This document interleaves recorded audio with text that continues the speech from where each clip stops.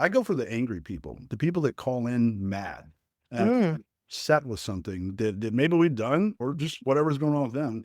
Those are the ones I gravitate towards them because I already know I'm going to solve their problem. And once I solve their problem, I've got them for life. Hello, everybody. Welcome to the Moving Marketing Results Podcast. Today, we're going to talk sales, which I think is something that every moving company absolutely, next to marketing, sales is it. I mean, I can only do so much as a marketer. I can throw the football, but someone on sales has got to get it, take it and run with it. So can only provide the opportunity. So I kind of wanted to get Kyle Tweedy on from, is it BEK Moving or BEK Moving? BEK Moving. And he's built a reputation in the industry for sales. We talked briefly, had a really good conversation. I could tell that he does very well at his job. And I know he's really good at converting leads into booked jobs. And I know even before you were in the moving industry, you did other sales for other companies. I mean, I feel like you're a salesperson at heart, and that's kind of what you do. And I'm jealous of that. I wish I had more of that skill. But yeah, why don't you just kind of introduce yourself and talk about how you got here? Sure. Yeah. Thank you for the opportunity. My name's Kyle. I've been in sales pretty much my whole life. As you pinned it from the jump, sales is in my blood. My father owned his own sales company, so it was a material handling, casters, wheels, and shelving. Was sales for him. He wasn't a very much of a laborer. He was just kind of the same as me. He had the gift of gab. It has its pros and cons there, but the sales mentality has always been what I've been looking for. So getting in, meeting with people, sitting down, getting leads off of the internet and making that personal connection with people. I think that's where some of my process is different from others, whereas they tend to stick to a little bit more of an email, text messaging based type of strategy, whereas mine is very much old school. I'm going to call you on the phone. I'm going to come out to your house, if that's more agreeable. And the in person is that's the personable personal traits are what I think is what sells for me, at least, is being able to sit down in someone's home and not just talking shop. It's, as I'm walking through the house, I'm making connections off of photos on the walls, things like what their kids are doing in school. I'm looking at awards, things that I can just strike up a natural conversation to that pulls the conversation away from business and it makes it more personable. And when I walk out of there knowing, what their grandkids' names are and, how their kids are going to school for wrestling and they're following grandpa's footsteps, it's basically a handshake deal at the end of that conversation of, hey, I'm going to get you some numbers over here and we'll go ahead and get the deposit, whenever I get it sent over. I'm going to call you with that lead or with that estimate. I'm not just going to email it over to you later and, hopefully you read it and go over those numbers. I like to call them, if I don't have the numbers already worked up when I'm there, then I'll call them with that live estimate, which is again something that a lot of folks these days they don't do. They just send it and they pray. And hey, hopefully that number works. Yeah. And that's just not the approach I think that you should be doing. If you do that, you get to hear the reaction. Is it sticker shock? Is it like, oh my gosh, that's way more expensive than what I thought. And Mhm. then we can kind of go down that road of, what are you looking at? Are you looking at price or cost? Like the price is what it is today. The cost is what Mhm. it's going to cost you, what it's going to take if you wait to get this problem solved. And Right. that's typically, where I could hear it on the phone. It's like, oh, that's just way out of my budget. Then it's not a loss. It's okay. Well, what is in your budget? Maybe we can, the full scope of what you asked, but maybe we can do a partial move, partial. We can Right. pay you for your move. Providing people with options, I think, has always been my go-to. It's not just like, hey, here it is, take it or leave it. It's, we can do this or there's this. Which one worked better for you? And so there's Right. a C option of like, I'm gonna go ask around for some other competitors. It's A or B, which one sounds better? What's going through your mind when you first get that phone call? Because I know for me, it's that very first initial phone call, and I'm always telling guys the rule of thumb is you got to pick up within 3 rings. Like you don't want to go to voicemail. You never want to miss a call because we'll get reports back and it'll be like you missed 50% of your calls. Those are if I sent you 100 calls, you missed 50 of them. That's is not good. And so, what's your thought on that when it comes to quickness, but also what's going through your mind when that first phone call comes through? Well, it's two parts there. So one, I'm responsive. So I'm the oddity, and my girlfriend definitely doesn't let me forget it. But I mean, if you call me or email me or text me at midnight, if I'm awake, I'm gonna answer it. I'm gonna respond like in real time. Because to your first question, what are my thoughts when I see it? Money. Like let's just say that's getting more money on payroll. That could be another truck added on here, a couple more days soon. But my first thought is, what's going on with this person that's calling? It's not just, hey, that's another money. It's like, what's going on with their situation? And maybe I need to level set with them first because they might be in the middle of a crisis and their movers just bailed on them, which has happened several times. We're like, I was supposed to have 2 trucks with 6 people here today, and this moving company just didn't show. They stiffed me, and I have to be out by tomorrow. It's like one of those, whoa.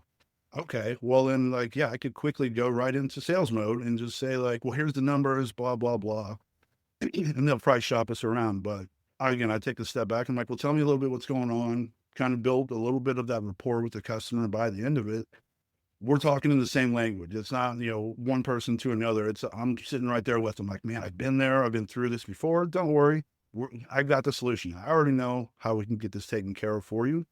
And it's a mutually beneficial conversation. It's not, oh, hey, they're on a time crunch, so it's, let's see if we can get some more money out of them. It's like, hey, let's be people and let's sit down with these guys and talk about what's going on and just ensure them that we're going to take care of it.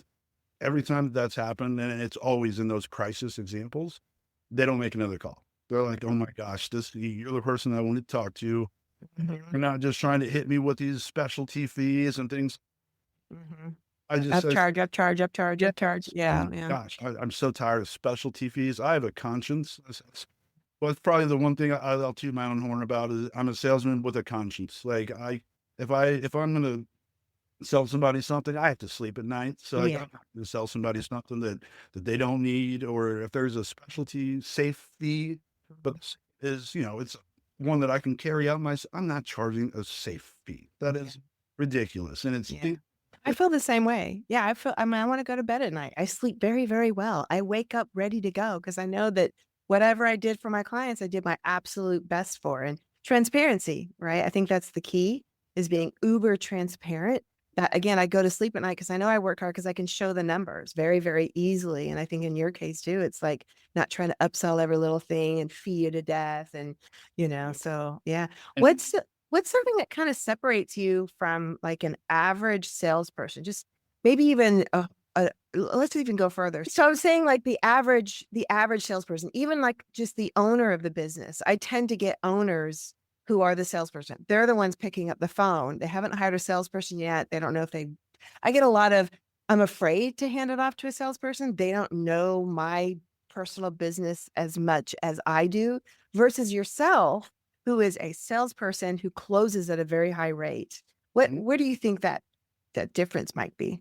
yes, I've got one of those over here. I've got several friends that own businesses as well, and I have to tell them, like, obviously this is their baby. So at the end of the day, I can't tell them how to do who they have to let, but they have to delegate. As we know, like you're not going to grow if you're the one that's doing all the legwork. At the end of the day, you have to find a me that's out there that is good at what they do. Teach them what is important to you, and then let them run with the ball. Um, when I got to BEK, they didn't have any processes in place. It was more or less, I mean, it was a dumpster fire. It was 4 or 5 different reps, some of them also including owners that would be all involved on one account. Everyone's sharing access. So when there's a mistake, when I got there, when mistakes would happen, it was spending time going back to find who did what wrong, not finding out the solution for the customer. And for me as a salesperson, I think what makes me different from a lot of others is I like to run the ball all the way to the touchdown. Like, as soon as I get that ball, I'm not passing it off to another team to say, make sure this is taken care of. I follow up with the customer from the time that we make the estimate. We do a follow up, unless it's, one of those crisis ones where it's day before. But if it's, hey, a month out, then I'll do a follow up call, 2 weeks before their move, another one 3 days before their move. And we do the day before. Hey, is there been any changes to your inventory? Anything that's not on there? Because our guys aren't going to be required to take it. If they get there and you're like, oh, but magically we forgot about this king size bed set, times about that. So get transparency. And that's where at the end of the day, the customers, if they don't feel like they've been had and they had some specialty fees or everything has been laid out for them and the final bill is exactly what I said, then it's word of mouth referral customers. Those are the happiest customers when it went exactly as they said it would. Or those crisis ones are always my favorite ones. The people that even, this is again, where I think I'm a little bit different. I go for the angry people, the people that call in mad, set with something that maybe we've done, or just whatever's going on with them. Those are the ones I gravitate towards them because I already know I'm going to solve their problem. And once I solve their problem, I've got them for life. Like that's it. They just want someone to hear them out a little bit. Hey, maybe they had an issue with one of our guys that moved it. Totally understand. Tell me what happened. Let me see how I can correct it. And how would you like to move forward with this? Like just taking it on the chin as opposed to arguing everything. When something does happen, we're not perfect. Our guys will make mistakes too. So cool. I'll come out there. I'll check it out. And at the end of the day, we're going to make it right. Because I want you to give us a good referral, whether you use our services again or not, whether you might not need us, but you're going to have a friend, your family, or relative that's going to need moving services. Everybody moves at some point. And even if it didn't go 100%, at least you can say, well, they messed up, but they owned up. They haven't. Right. And that's a lot of businesses, specifically in the moving industry. They'll just, sorry, we're not going to do it. And they won't respond. Sometimes they become your best customers, the ones that you screwed up with and you made right. All of a sudden, they're like, you're the best thing ever. No one's ever admitted a mistake before. They're not used to it. Like I said, No. dang, we screwed up. What? Yeah. I'm like, yeah, I know. We had to eat that, unfortunately. And I had to go to the owners to say, like, guys, this was on us. Like, as a company, we got to take this one on the chin. And unfortunately, we got to write them a refund check. Yeah. And that's not a fun conversation to have. So if you don't have systems in place to say, your checks and balances, like, hey, I reviewed all this with them. And that's on me as the salesperson. So yeah, when I came in, I had to put all these different files and different systems in place so that certain items are being discussed and that they're being followed up on before we get to the customer's home, so that there's always going to be something somehow that makes it. But at the end of the day, if I've done my job and gone over, hey, here's what we need to make sure I can get you the most accurate estimate. If it was not in there, then we can talk about, like, we can do a one-off if we had. Otherwise, that's not part of the estimate. Then what I estimated is going to be accurate to what I sent you. But so when we get there and it's like, oh, we have a playground in the backyard that needs to be disassembled. It's like, that's going to be like 4 guys for like 4 kids. Yeah. So like, those are the one-offs that I won't go too far down a tangent on. Or gyms, or, I mean, I'm a big gardener, so I got pots and I got all kinds of gardening equipment. So I always have to be like, I have to take a picture of my backyard. Yes. Just so you know. Yes. It's coming with me. Yep. I said the home gyms are always like, if it's any of those belt systems, Oh, the pulleys. Yeah, that's right. You got to take that apart. Yeah. Those, if you'll see people try to carry that all in one. I'm like, you're going to get some hurt. So again, we have guys with, we've got over 30 years of experience with the guys in our crews. And anytime we see a big or a heavy item on an inventory, it's, I grab them because I don't have a moving background. I'm just a sales guy. You sell. I say I can sell, dirt to a ditch digger, as they all like to mute. I just like to conversate. I think it was kind of a sale, but I like to flow with the conversation. So yeah.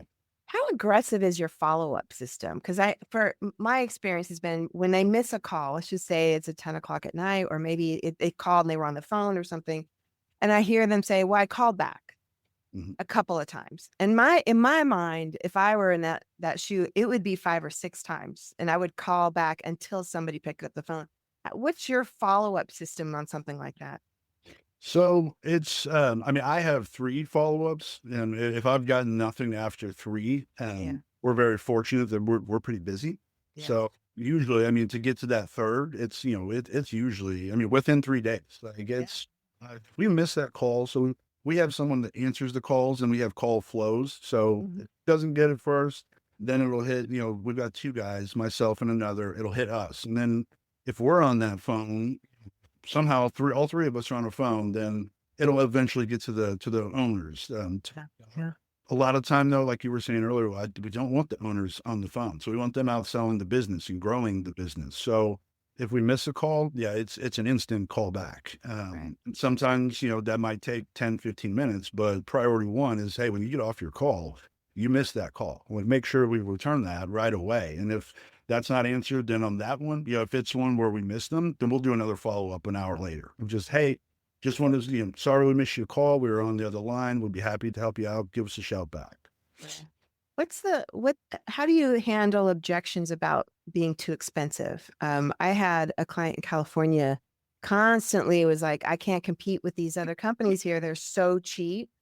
And I literally created a sales script for him to stop talking about price up front. Like the first thing he would say was, oh, it's $250, 3 guys minimum, 2-hour minimum, and it was like instantaneous price. I'm like, well, if you can't compete on price, stop talking about price. But how do you handle those kinds of us too expensive kind of objections?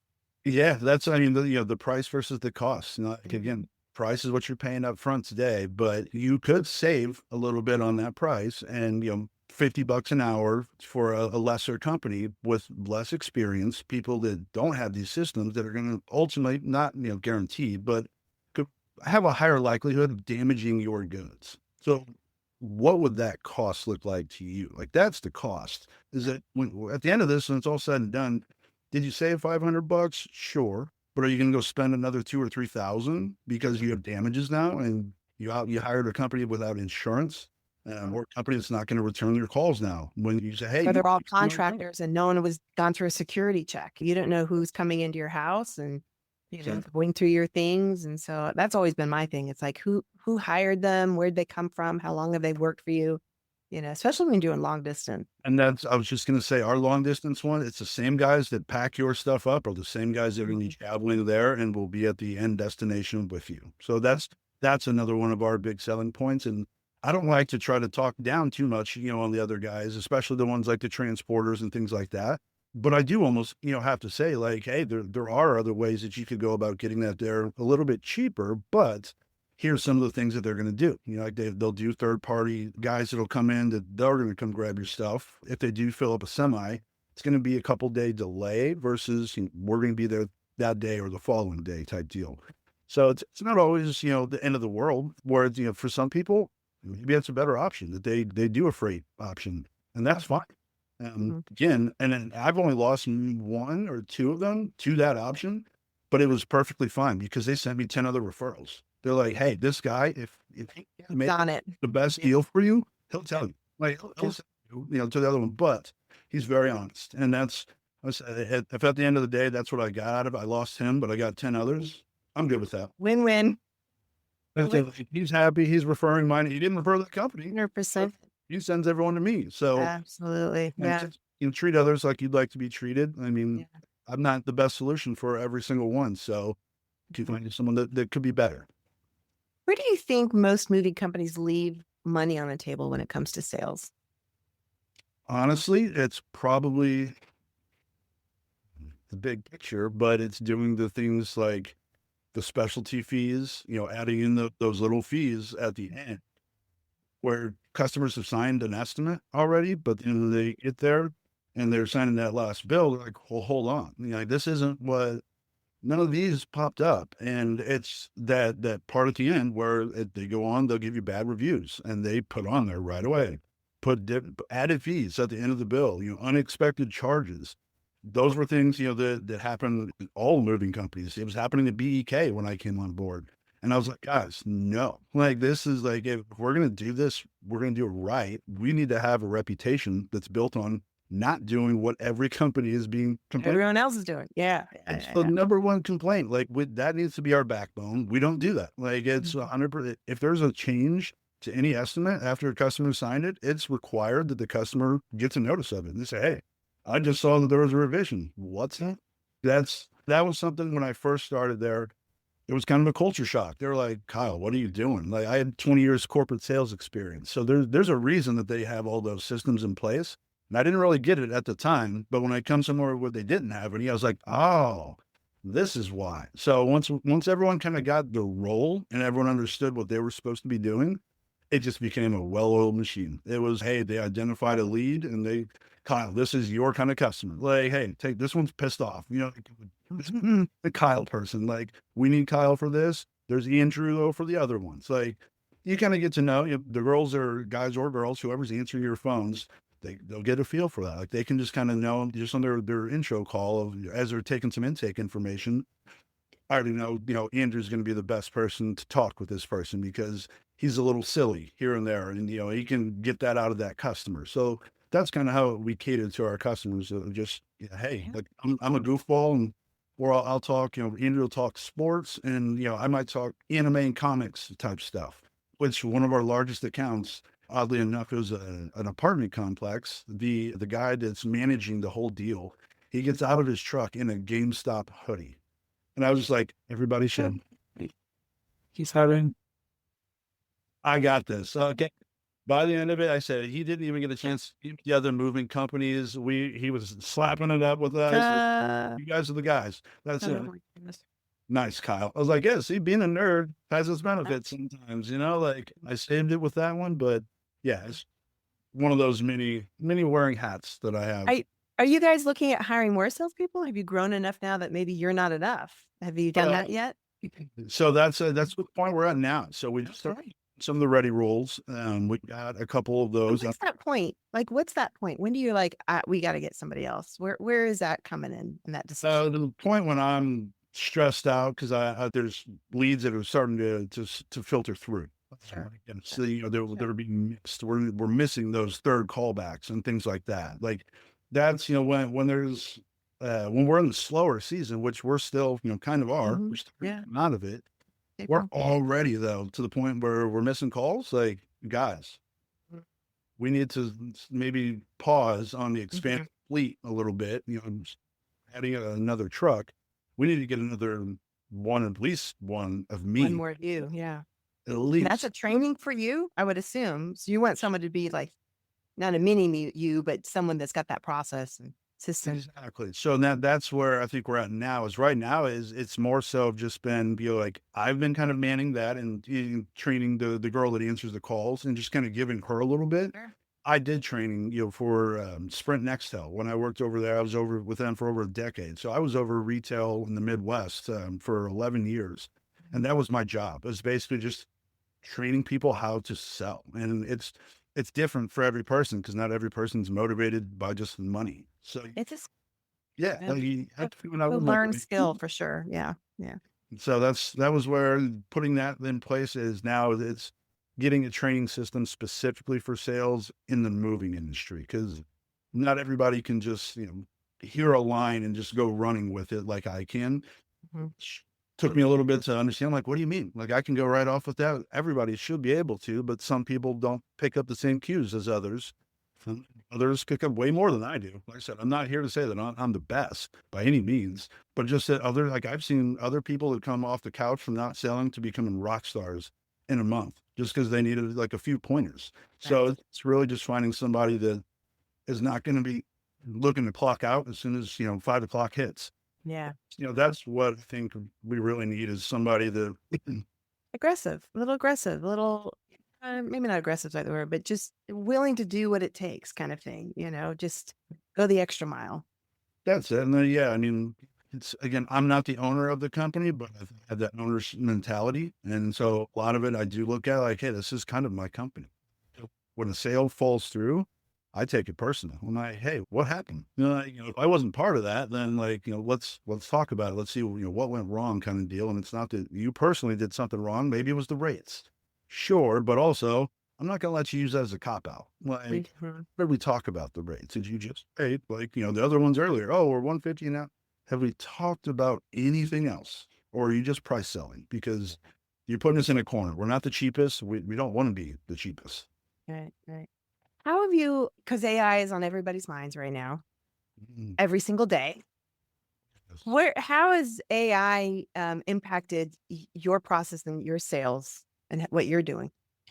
Oh, if you'd asked me this 6 months ago, I would have said not much. Yeah. Because Yeah. I I would really 6 months. Yeah. wasn't that aware of how technology driven. I mean, obviously AI is technology, but for the moving company in particular, I didn't realize how much, like with our website, just with our marketing, things like that, Mhm. schema, all this stuff. That's right. We talked about that. Yeah. Yeah, all things that I really wasn't familiar with or, super ingrained in 6 months prior.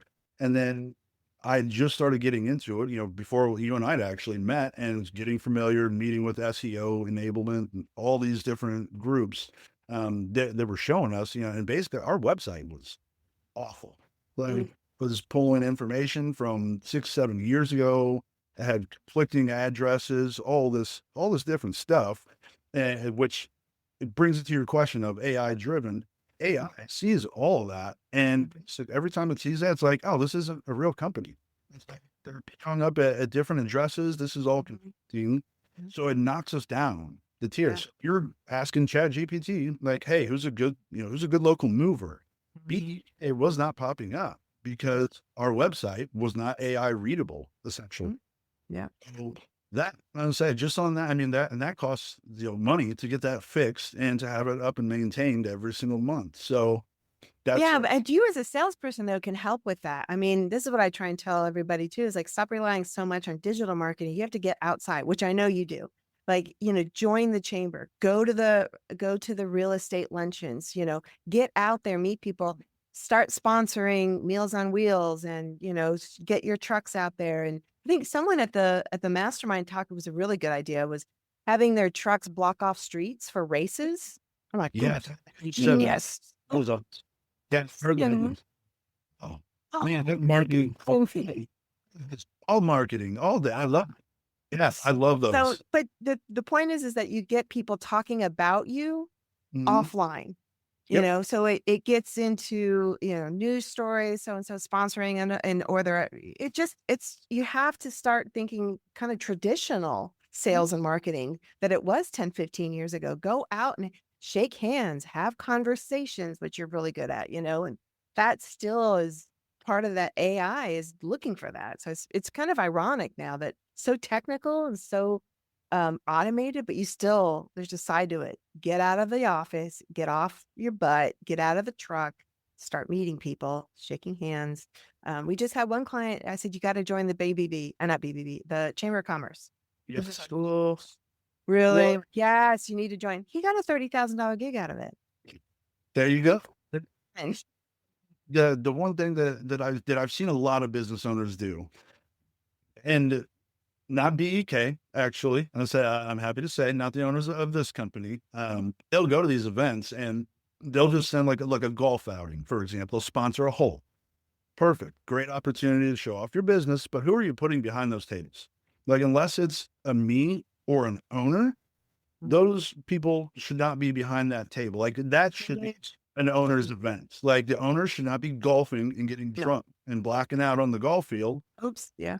Be at that table. Like, that is who are the people that are playing? The people that are playing are pretty important, usually. The ones that have the time and the money to take the day off to just go golf. Yeah. Those people you want to be shaking hands with. You don't want to be out golfing, getting drunk, and being around the same 5 people. I was just about to say, you're for the whole 9 holes, you're with the same 2 or 3 people or however many that you You're do. just selling yourself short. Stand at that table, shake every that comes over there, get to know them, hand out your business cards, ask for their information, and follow up. Like, Yeah. it's to me, it's common sense, but apparently common sense died with COVID. So it's not there anymore. We're But fine to go play golf. and I'm just not good at golf. So that's probably what I'm just not good. I'm great at driving the golf cart. Yeah, me too. I'm not good at driving. I'm left-handed. Every time I hit that thing, it just slices. I'm like, Oh God. I'm great at putting, but I'd rather just run my mouth. Put me there. I'll be at the table. But I think it was a bottle of Goldschlager or something last time where we had a putting contest. I was like, hey, you can get in the putt, you get a free shot. I did not think that was going to sell as much as it did. People were paying like $20 and $30, $5 a shot to take a shot. I'm like, you just give me the $5, you can have the shot. Well, I know what you really want here, guy. Hey, like, but it was fun. And by the end of, I mean, they do 2 or 3, missed putts. We're Yeah. not sitting there staring. I'm talking smack that whole time. And by the end of it, like, they're just like, "You're hilarious. What do you do?" And like, it becomes an actual relationship, not a.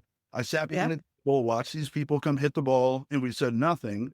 And that's where I see a lot of people mess up. And I'm like, "What is what? Well, Why?" it's just like you said, when you go out and meet people, you get clear on who they are, their kids, their interests, what they're looking forward to doing. Those are the things you have, because then you remember them, but they remember you. If you're just handing out business cards and hoping and praying, yeah, it's not going to make a difference. You People have buy to from people they engage. like. Yes. So they don't. What do they like you for? Like, oh, if I handed out a shot and stayed quiet, do you think they're Right. gonna for me? Like, no, Mhm. we have to find some way to like to stand out when they go back to be like, man, or when I follow up with them, hey, you remember meeting me over the? It better be oh yeah, how do I forget that guy? Like Christina, remember when we met at the retreat? Right. Right. If I didn't leave some type of an impression, then I didn't do my job. And then Right. those are the kind of people you need in sales, people that leave impressions. But what about back to the AI concept? What about I mean, I interviewed Live Switch, and Yeah. which is in direct contradiction almost Yeah. to your personal touch versus just purely video. And I think they each have their own purpose. The one thing I liked about Live Switch, not so much from a sales perspective, I mean, I get the quick and ease of getting a quick quote. I get that. What I liked about Live Switch, what I heard was that it was during the walkthrough is recording everything before you start packing for claims purposes. That is I really thought, "Oh, that's a good one." Yeah, because you can't dispute later, or like you said, or you go, "Nope, we made that mistake. That's on us. Got it." But it's so clear. What are yeah. what are your thoughts on that whole For claims and for inventory purposes. inventory? Yeah. It was, if I recall correctly, it could do live Mhm. inventory for me. No, they're walking around and it's just, dimensions and height and Trust me, I'm a tech nerd, so like that is my that's jam. cool. Yeah. I'm loving it. I was like, this is awesome. But like you said, Mhm. the contradiction to it because I believe that the in-person part is where it's sold. Like, because, I'm tech savvy. I can do a video call, but that's not going to make me like you. Like, I'm not sitting there next to you building any type of a relationship. That phone call is purely business. It's walking through the whole time, looking at exactly what's being moved. There's no time to sit there and talk shop, and kind of, mess with each other a little bit, ask a little bit. You're not going to say, "Hey, turn the camera around. Tell me a little bit about yourself." Like, Mhm. what? No, Yeah, yeah. no, I don't want to see your face. Half the people, they jump on a video call, they don't turn their cameras on Yeah. because people don't want that. But in person, again, and I think Live Switch, I think it's an awesome technology. I think that I sell better in person versus doing those. We've done the FaceTime type deals where, for the customer's sake, it's just a video call. Yeah. For my sake, it's not helpful for me, as far as that inventory stuff, which Live Switch kills it with. That's a big selling point for me. And I know I remember the stats. I think it was like 65% of people prefer to have, versus somebody coming in home for a consult. Mhm. Yeah, they want that quick answer, no touch, no, I don't want to talk to anybody. Those are Yeah. the people that are shopping on price. Those are the ones that they just want that dollar and they're getting the sticker shock. And again, we're not going to be the best for everybody, but you sit down and tell me like, "Hey, I've got this very important heirloom from my grandmother. I'm going to Yeah. make sure that's double padded and wrapped." Things like I'm going to give you that security. Things that you're not going to get from just someone that's just clicking a button and saying like, "Oh, we've got everything here. We're going to do it." Yeah. Could it be done? Probably. I think in the right environment, but there's no way for me to be, while they're sitting there showing me their dresser, for me to be the pictures, of their family and things on the wall to be like, "Hey, is that your daughter? Where's she going to school?" Like, to build that rapport, I just don't see where there's a space for that in lives. Um, Outside of that, again, for the salesman, Sure, sure. I think it's awesome. But what benefit is it, like, other than it's a video call, from the customer side, like, I see how it's beneficial, but if I had to say, like, if you only get to do one or the other for the rest of your sales, 100% in person. I get it. I get it. Yeah, I think they all have their own purpose. Some people are price conscious and they just want the cheapest. That's Mm, okay. That might not be your client. That's another side of all this too. Is who who is your best client? Do you want it all on price? Well, maybe not. Some do. Some are fine with it, but so speaking of that, what do you do when you've lost, how do you keep your momentum when maybe you've lost a few deals in a row, or which I highly doubt you do, but you don't seem the type that would let that go very long, but how do you keep momentum going? Honestly, a lot of it's just trash talk, internally. So when if I get down again, I know I'm good at sales. I don't think I'm the very best salesperson in the world. So I think you got to be able to at least know that, like, hey, like everyone's going to drop one here and there. So there's not been many times in my time at BEK where I've gotten too beat down about any of it, because for the most part, I mean, we do get a pretty high rate of conversion, but every once in a while there is a handful where it's, hey, Kyle, the last 2 or 3 of your quotes, they all said that the price was too high. What's going on? And it's one of those where if it would have just been, hey, I emailed them over the price and that was what they said, I wouldn't have had anywhere to go with that. But I had full conversations with those people, and it's kind of like what you had just said. They were just cost conscious. They couldn't afford us to do a full move for it.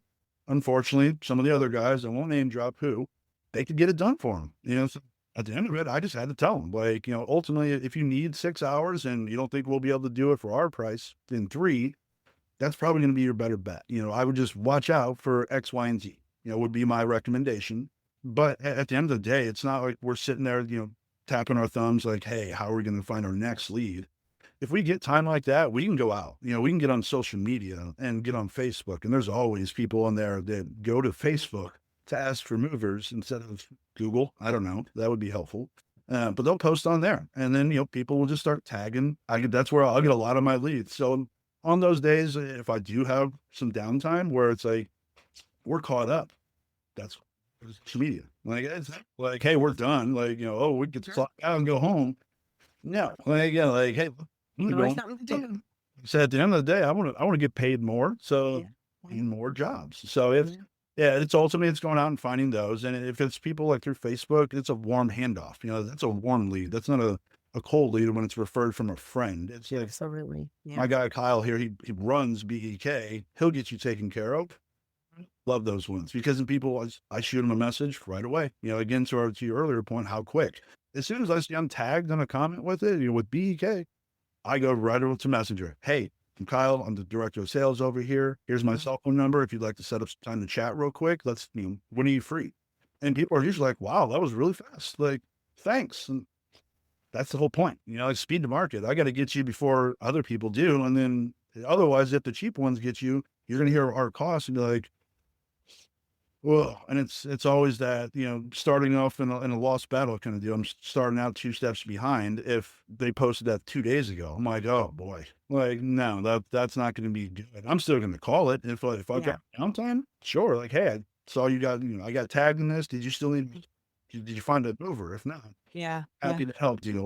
I very rarely will miss things, by that far, but it's happened. I'm not, again, not perfect. So some will slide through the cracks, but for the most part, I mean, if I miss 2 or 3 of them, there's nothing that would stop me from going and watching the other sales guy and listening. Like, hey, let me just take a beat and just listen to what you're saying. And that's usually how I train my people that, the sell underneath me is like, hey, listen to what I do.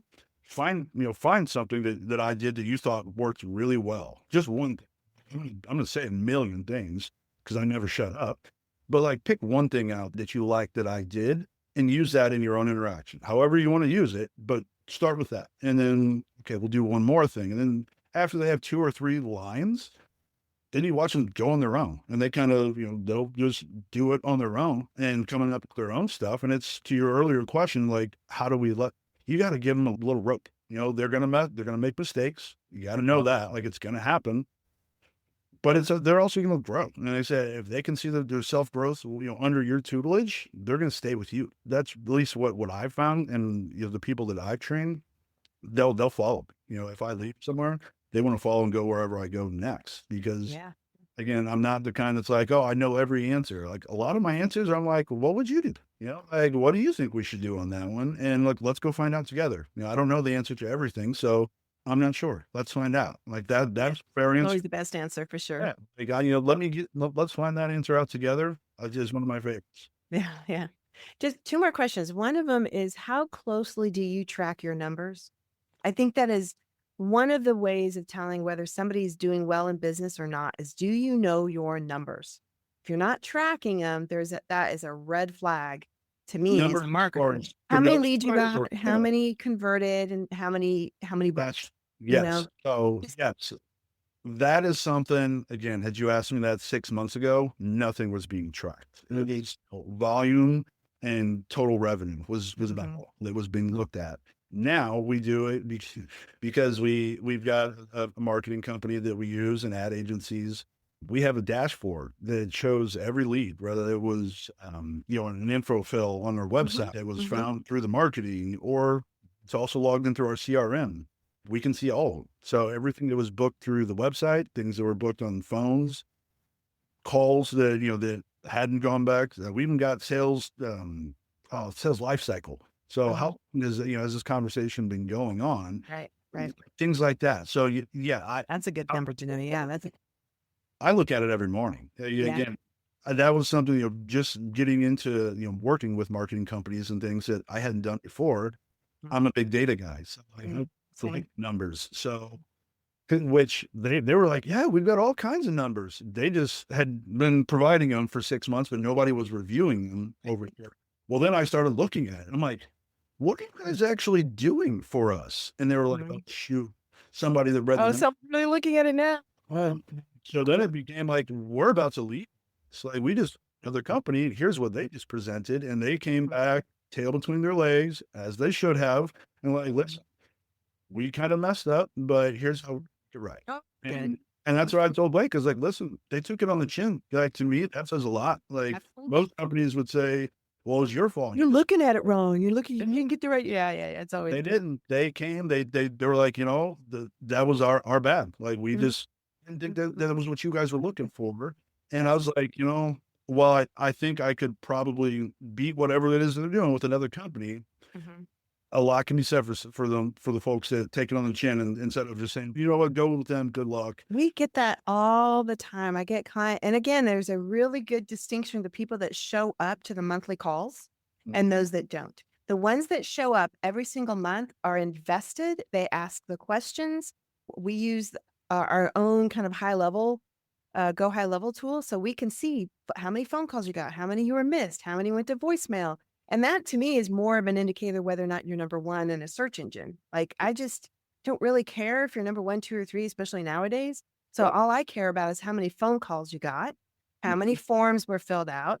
And again, I can't sell for you, so I'm throwing opportunities, but it's those numbers that you should be getting, and not, well, you got a 20% increase in your traffic to your website, which is, it's a good indicator. I'm not saying don't track it and not know that, but really when it comes down to a one-page report and you knowing numbers, it's those numbers that people typically either don't watch, don't know where to get that information.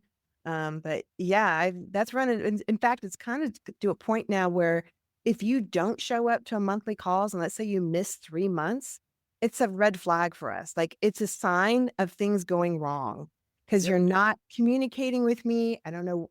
Is everything good, bad? I don't know. Are you getting the reports? Are you looking at them? What are you doing? So it's a red flag. It's Yeah, a we're not making 3 months. I say with our reviewing. If we've gone a month, and she's like, we're on a call next week, and that's if today's Friday. Like, if it's Thursday, tomorrow you and I are going to have a conversation. Like, let's talk. What am I missing? Am I doing something wrong? Or yeah, and it said this. The owners of BEK they're awesome. I said, fortunately, they stick a lot of that the labor part of it, and getting to those labor numbers and all that math. Mhm. Doing all those, I'll pull those reports. They'll review at the week's end, That's which good. which is perfect. Like I said, I don't need them being super micro into all the numbers. I'll be a bit more micro on that part. I'll give them the Cliffs Notes part, unless if they want to dig. Like, I'm happy to do so. Well, I give it to them, but again, I want them out just growing the business part of it, and I'll handle this part of it. But I mean, obviously, again, it's their company. So at the end of the day, I'm not going to say I'm not going to tell you, but unless there's something that really needs their attention, I'm going to try to keep that part over on my plate and keep them focused on growing the business I organically. just don't think you can grow. You can't grow if you don't know those numbers. You can't make changes. That's the thing. You have to make changes. What's broken? And Yeah. that's About 6 months ago, that was where that was broken. Jesus, where I was like, guys, what are we tracking here? Again, they didn't come from a sales background. They came from movers. Of course. They grew up as movers. So that was, they were like, I don't think I've met one mover that had a sales background. I have not met that person yet. So they had a mover's Bible, which they called their Bible. It was Yeah. like written, everything was written out, all their jobs, the guys that were on them, the orders. I was like, oh no, this is, I couldn't function. I would not, if I had to write a whole page. Like, I don't know if my wrist would like support that. I do it all digitally. Sure, absolutely. So yeah, once we got everyone had to just kind of be shown there's systems in place for a reason and just kind of walk them through that. It's a well-oiled machine at this point. Everyone's kind of got their own role. Everyone's happy in it. And I said, now it's to the point where like we can add more. Like we can add more trucks, more guys, more saleswomen. We have the room to grow. Just don't go too far, too fast is what I would say. Yes. So if a moving company or salesperson in a moving company and owner, if they want to improve their close rate, for example, this week, what's one piece of advice you would get them that they should focus on first? I really wish I had that retreat in front of me because the guy that spoke about it, he was talking about being the face of the business. Was it Crip? Was he the one with 30 locations across up and down the East Coast? Was that him? No, that was Larry. Then the leadership guy? Yeah. He had his book. He was handing out books. Shoot, I wish I had that retreat. He had the McLaren. I remember. Yeah. Okay. Yeah. Super nice car, but his whole take, and he's super successful as well. I think he has what was it, like $25 million in his company? Like they're huge.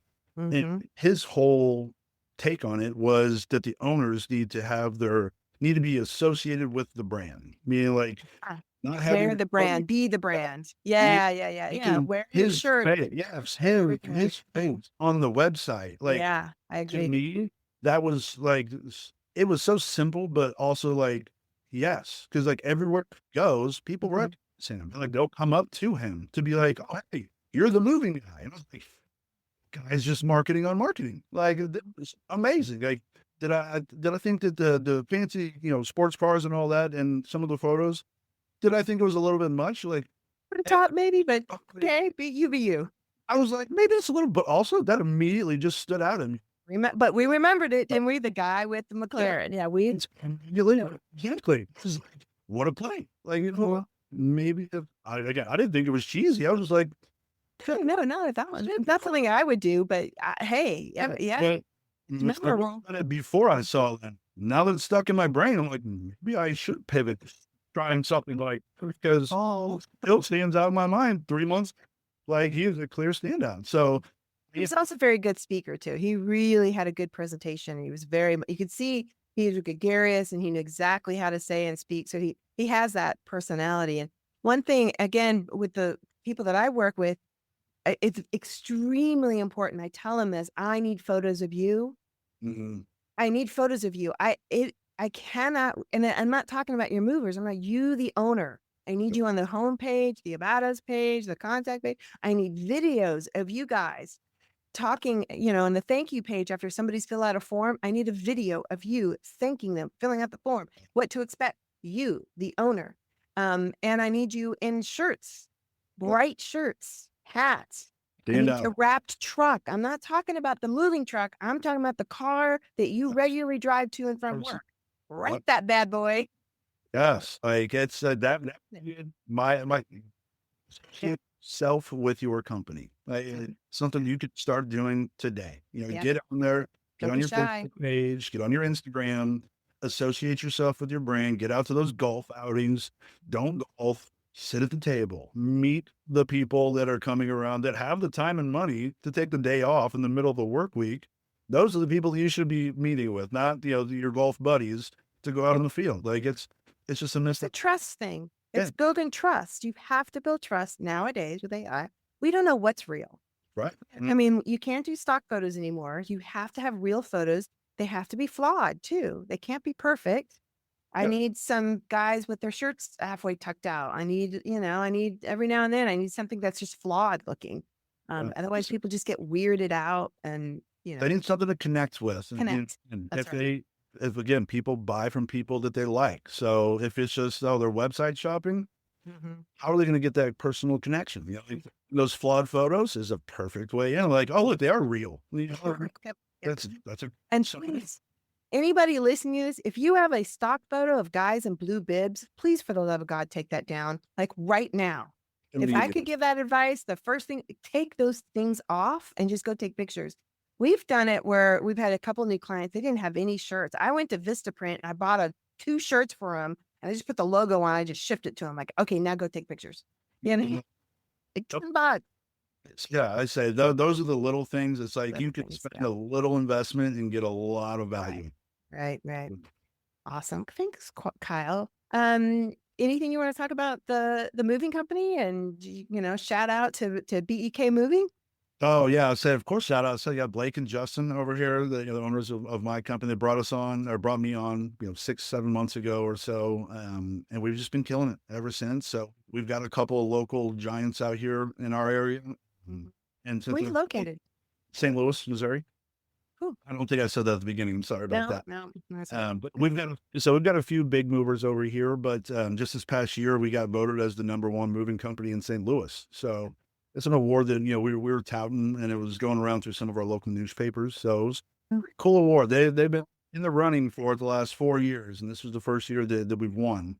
So yeah, I mean, shout out to BEK on that one, and keep looking around because as time goes on, this company is only going to get bigger. These guys have plans to grow, possibly get another location in St. Louis, but be a little bit further out, but still in the Midwest area, but expanding. So it's on the forefront over here. And again, we're already using some of the things like the ready rolls. Haven't used any of those. That's definitely give them a shout because it's very helpful. Well, I said the rolls they have over there for this business specific are key to expanding for us. Yeah. Awesome. Well, thanks, Kyle. I appreciate you hopping on. Oh, All right. no. Thanks. Yeah. Thanks so much. Bye. Have a good day. Take care. Yeah. You too. See ya. See ya.